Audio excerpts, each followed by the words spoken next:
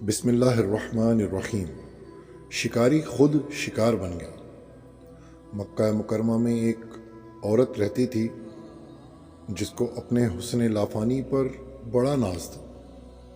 وہ ایک مرتبہ نہانے کے بعد اپنے کپڑوں بدل کر اپنے بال سنوار رہی تھی۔ وہ آئینے کے سامنے کھڑی تھی اور اپنے حسن کو دیکھ کر بہت خوش تھی اور دل میں گمان کر رہی تھی، سوچ رہی تھی کہ میں تو بہت ہی دل نشین ہوں، حور لگتی ہوں، پری ہوں۔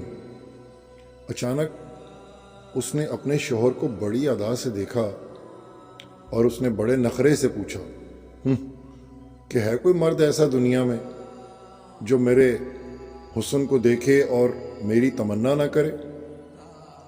تو اس کے شوہر نے کہا، ہاں ہے ایک شخص، اس کا نام عبید بن عمیر ہے اور وہ مسجد نبوی صلی اللہ علیہ وآلہ وسلم میں مدرس اور خطابت کا کام کرتا ہے۔ قارئین، چونکہ میاں بیوی کا آپس میں تعلق بڑا عجیب سا ہوتا ہے، لہٰذا وہ عورت اپنے شوہر سے کہنے لگی کہ تو دے گا مجھے اجازت، میں تجھے دکھاتی ہوں کہ وہ پارسا شخص پھسلتا کیسے ہے۔ شوہر نے کندھے اچکا کر جواب دیا، ٹھیک ہے، میں اجازت دیتا ہوں۔ عورت کو اجازت مل گئی اور وہ بن سنور کر تمام حسن کے زاویوں کو سجا کر نکلی اور عبید بن عمیر کو اپنے حسن سے متاثر کرنے کے لیے مسجد نبوی صلی اللہ علیہ وآلہ وسلم کے دروازے پر آ کر کھڑی ہو گئی۔ جب حضرت عبید بن عمیر رحمۃ اللہ علیہ مسجد نبوی صلی اللہ علیہ وآلہ وسلم سے باہر گھر جانے کو نکلے تو عورت نے پہلے کچھ اس طریقے سے ان کو روک کر بات کہی جیسے وہ کوئی مسئلہ پوچھنے کے لیے کھڑی ہوئی ہے۔ تو مولانا رک گئے۔ اس دوران اس عورت نے اپنے چہرے سے نقاب کو ہٹا دیا۔ اس عورت کا خیال یہ تھا کہ جب عبید بن عمیر میرے حسن و جمال کو دیکھیں گے تو فریفتہ ہو جائیں گے۔ جیسے ہی اس عورت نے ایسا کیا تو حضرت عمیر نے نظر ہٹا دی اور اس عورت کو کہا کہ دیکھو، کیوں ایسے کام کے بارے میں سوچتی ہو؟ کیا ہو گیا ہے تمہیں کہ تم ایسے کام کے بارے میں سوچتی ہو جس سے دنیا میں بھی تمہیں ذلت ملے گی اور آخرت میں بھی تمہیں رسوائی کے سوا کچھ ہاتھ نہ آئے گا۔ اب اللہ والوں کی زبان سے نکلے ہوئے یہ الفاظ ان کے منہ سے اتنے درد سے نکلے کہ وہ عورت شرما گئی اور واپس آ گئی۔ شوہر نے پوچھا، کیا بنا؟ تم تو اپنا حسن جانسوز لے کر گئی تھیں کہ میں اس مرد کو پگھلا دوں گی۔ تو بیوی کہنے لگی، کیا مرد ہی نیک ہوتے ہیں؟